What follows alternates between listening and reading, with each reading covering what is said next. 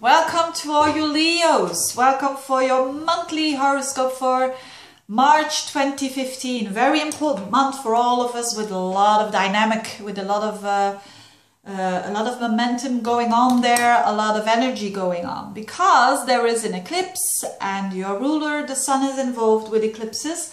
There is also Mercury doing something important, and there is also something else, the Pluto-Uranus square, and a lot of planets in Aries. So let's get started with the eclipse, because this is happening in a very hidden house. It's happening in your 8th house, in the house of Pisces, and at 29 degrees. There's an eclipse on the 20th of the month.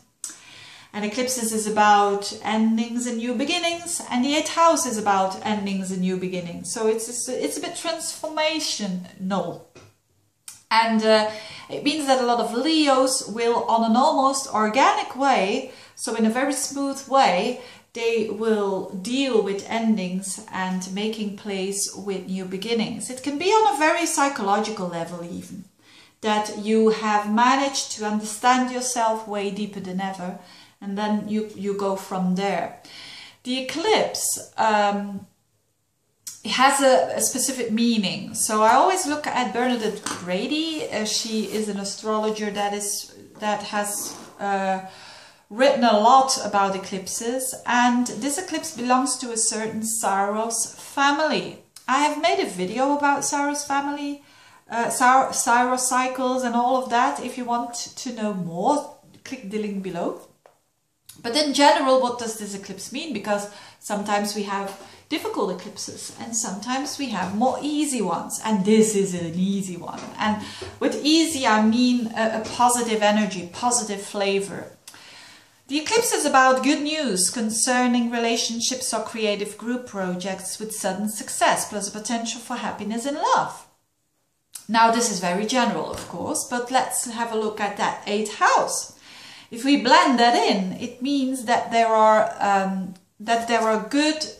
is a possibility of good times for intimacy. So maybe you've just started a new relationship, or you're in a relationship, and maybe you had some time when you had a lack of intimacy. This is the period of time, March, that you will be working on that, and that things will resolve, and that you will be more open towards that one particular person that is important in your life.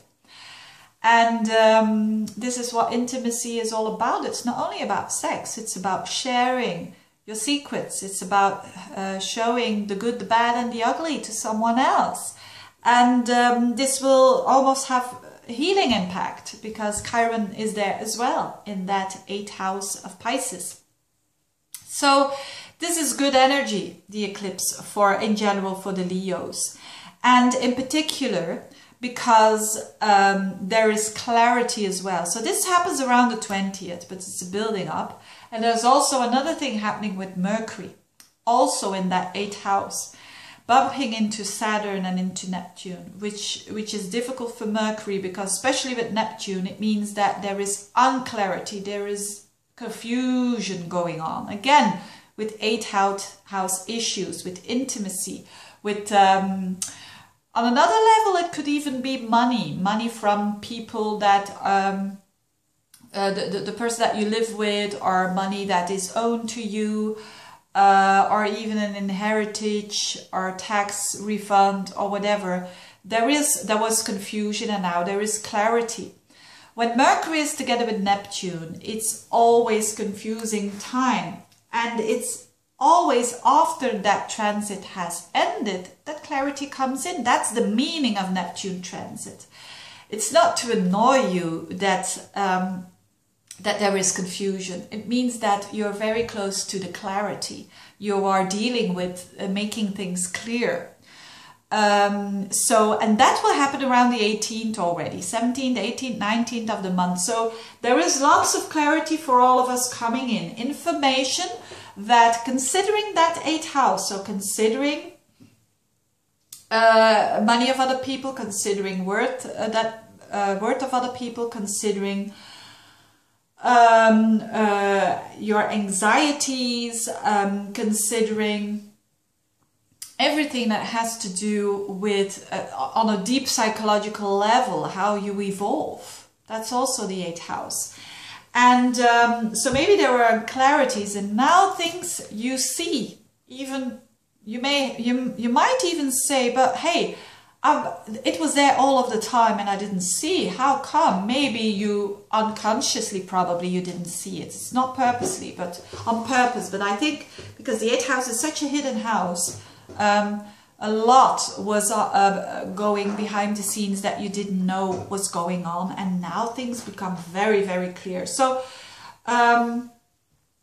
so of course, after things come clear, we mostly take decisions and we feel stronger because of that. So it's better to take a decision after that period, like let's say the 25th and onwards, to make important decisions relating to money of other people and so on, relating that 8th house. Now, last but not least, the Pluto-Uranus square. The Pluto-Uranus, it's the last time that it squares up in an exact degree at 15 degrees. And there is a lot of Aries energy going on, which is good for you because you're Leo. It's also a fire sign. It's a fellow fire sign. And all these planets are in your 9th house, which is also a nice house. It's a very positive house. It's a house of your belief system, your philosophy. It's a house of astrology. It's the house of having a bigger view, bigger picture, seeing the bigger picture. And it's the house of foreign people, foreign countries. It's the house of really broadening your mind. And this is exactly, so it's a good time to travel. And maybe if you have been afraid of doing a certain travel, it might be the month that you say, I'm doing it anyway. You know, being afraid for it for many, many different reasons, doesn't matter. But that you now say, look, I'm going to make that trip, probably far away. And so Venus is in there, Mars is in there, Uranus is in there. If you're looking for love, you might find it abroad with Venus there in your 9th house. But this energy of Pluto and Uranus is energy of breaking through. And even if you are afraid, you do it anyway. And as I said, it has to do with 9th house issues. It has to do with the belief system. It has to do maybe with a study that you are afraid of doing or afraid of ending or whatever. So this comes to a culmination. Also relationships, connections with people from abroad, and also maybe business with people from abroad. There's a lot of activity there in the 9th house, but a lot of fire activity, so that is very close to your heart. And so if you have been wanting to do something but that you were a little bit afraid, or you lacked a bit of confidence, or how can a Leo lack confidence? Are there any Leos? Write to me. Are there any Leos that lack confidence? Because normally, in general, Leos is the sign that have a natural confidence. But you know, also Leos have other personal planets in other signs that might not be so confident, which is because a lot of people who are Leos have some planets in Virgo, like their Mercury or their Venus, and that's a bit more... let's say a sign that is not so confident.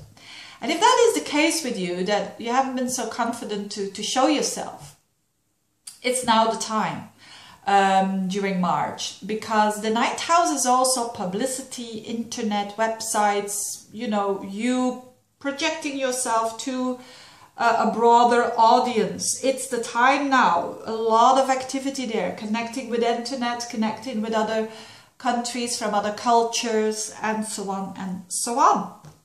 So thank you very much for listening. I wish you a very good eclipse month, a very exciting month for you, and it looks like it's going to be that way.